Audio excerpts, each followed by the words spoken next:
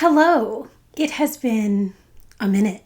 It's been a while. I have tried making so many videos this year. I have probably sat down and started a dozen vlogs and none of them have come to fruition. I kept thinking the best way to get back into BookTube was a reading vlog. There's also not a lot of structure and there's not a lot of accountability to keep going if you're not motivated by your current posting schedule. So I figured a sit down video would actually be the perfect way to dip my toes back into BookTube. And I figured the end of year book tag would actually be the perfect video to film today because we're getting close to the end of the year. I am desperate to read a few more 5-star reads and a tag is easy. The end of the year book tag was originally created by Ariel Bissett many years ago. I'll leave the original or something linked down below, as well as a list of the questions if you want to do this yourself. I should mention before we get started that I actually didn't prepare any answers to any of these questions. I haven't even looked at the questions. So we're gonna be winging it. There might be a lot of me sitting here going, but you know what's new. We're awkward and we're easing back in. Okay, question 1. Are there any books that you started this year that you need to finish? I have DNF'd a lot of books this year. The only book that I can really think of, hang on, let me grab it. Oh, it's way up there. I have started Demon Copperhead. I started it a few months ago. I made it to, I think page 150, around the 25% mark. I don't really remember why I put it down. I think I was feeling the stirrings of a reading slump.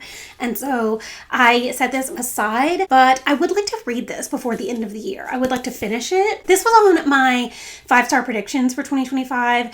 And I'm going to be real honest. I completely forgot about that list. I completely forgot about most of my reading goals for the year. But this is one that I would like to read before or finish before the end of the year. I think it's doable, honestly. Maybe I'll pick this one up right now, after I finish filming this. Maybe I'll sit down and read some more of this. But yeah, Demon Copperhead is the only book that I can think of that I DNF'd this year or haven't finished that I want to finish. Question number 2 is, do you have an autumnal book to transition into the end of the year? I don't know that I've thought much about books seasonally this year, if I'm being honest. I have really just read when I felt like reading and read whatever I felt like reading when I felt like reading. I can't think of anything specifically that I would classify as autumnal. Maybe because it's so close to Halloween, I would pick a horror book. I have Monstrilio sitting on my nightstand right now. I've read a little bit of that. So maybe that, but I'm not going to go get it because that's a completely different room. Question number 3 is there a new release that you're still waiting for? The only book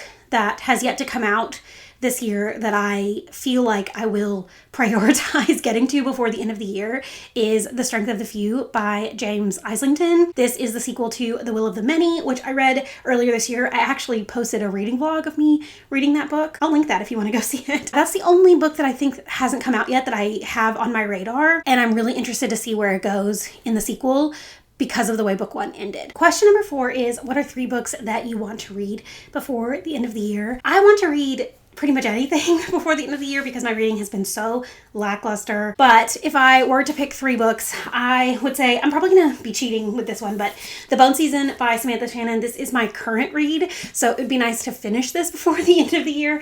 And by current read, I'm 2 chapters in, so barely started it. Wild Reverence by Rebecca Ross. This is a new release that I had pre-ordered and I still have not gotten to. It would be nice to actually read a book that I pre-ordered and make sure that I don't let it linger on my TBR for too long. I don't know specifically which one of these, but I'm going to say Something by Ann Patchett. I have never read anything by Ann Patchett and I own 3 of her books physically. So one of these, The Dutch House, Bel Canto, Commonwealth. I'd like to get to one of these before the end of the year. Question number 5 is, what trends have you noticed in your reading this year? I think I've sort of touched on this a little bit already. I just sort of read whenever I was feeling like it. I had such a weird year. Personally, we just have not been having the best year, so I think that's part of the reason that my reading has suffered quite a bit. I have literally just given myself so much grace this year to read when I feel like it, not force myself to read when I'm not feeling like it. The trend in my reading this year is that I've been reading a lot of meh books. I have not read very many 5-star reads this year. I think I have 3 5-star reads for the entire year that weren't rereads. So yeah, it's not been the best reading year. That's something that I really want to focus on more next year, is finding my reading groove again, reading books that I'm very excited about and things that I think that I will absolutely love, and not putting too much pressure on myself, which I feel like I say every year, but I really feel like after the past couple of years, something I want to prioritize moving forward is just like that, not putting pressure on yourself thing. So yeah, I don't know if I said anything there. I think it was a lot of words that amounted to nothing, but that's the answer.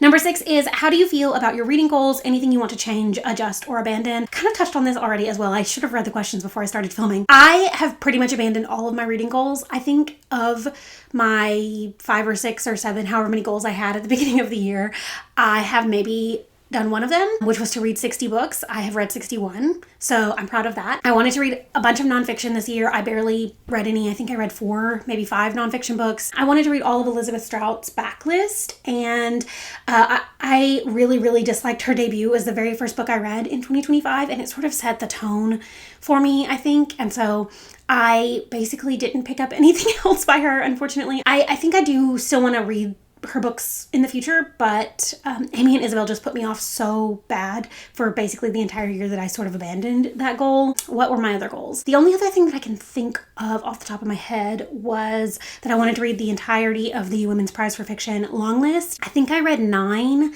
and I honestly felt very incredibly disappointed by the long list this year. There was not a single book on the long list that stood out to me aside from The Dream Hotel. And then that didn't even get shortlisted. And the other book that I really liked from the long list was Nesting by Roisin O'Donnell. And that also did not get shortlisted. Yeah, I just didn't really feel that great about those books. I was very, very disappointed in the 6 books that they chose for the shortlist.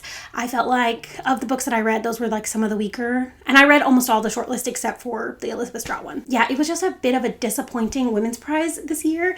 And then I pivoted and I thought, okay, I didn't really enjoy the Women's Prize, so let's try the Booker Prize long list. And I know the Booker Prize is currently still ongoing. The winner doesn't get announced until November. I read 5 or 6 books off of the long list for the Booker Prize, and I didn't like any of them. So I didn't even carry on with that idea. I didn't even try to read any more of the books from the long list because, or the short list, because I just was so unimpressed with almost everything that I read. Yeah, my reading goals, not so great this year. And I might just not do any goals next year, honestly. And finally, the last question is, have you already started making reading plans for next year? I haven't really thought about any specific goals that I want to try to achieve over the course of next year, but I am sort of thinking about attempting to do the hardest reading challenge you'll ever do for the entirety of 2026. It technically started in July of this year, like round 2 of the hardest reading challenge you'll ever do started in July of 25 and it goes through June 26. But you can pretty much start it whenever. The creator of it is a channel called QWERTY. I think her name is Stephanie,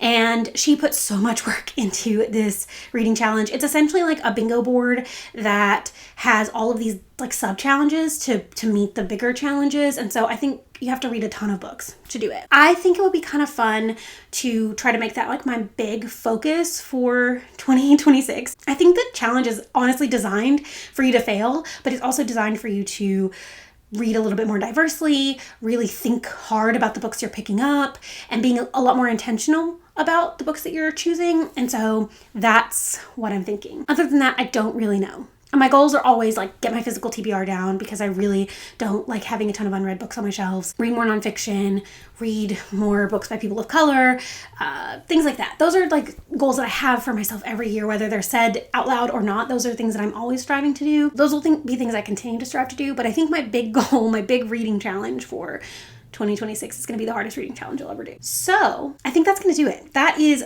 the end of the year book tag. I am proud of myself for sitting here and filming this entire video. I honestly thought when I sat down, you're going to abandon this halfway through just like you've done so many vlogs before. But here we are at the end of the video. I have answered all the questions. Maybe this is the kickstart my channel needs to get back on track for the remainder of the year and going into next year. If I'm going to do the hardest reading challenge I'll ever do, then I probably should also post more videos. I'm trying not to put too much pressure on myself, but I am so desperately missing this creative space and I want to be making booktube videos again. So I feel like this is a good start and we will see what happens from here. If you want to do the end of the year book tag, I will leave the original video down in the description, like I said, as well as a list of the questions so you can do this for yourself. Thank you so much for watching. I hope you enjoyed this video. I hope that you will stick around as I continue to try to make my way back into the booktube space, and I will hopefully see you again very soon. Bye.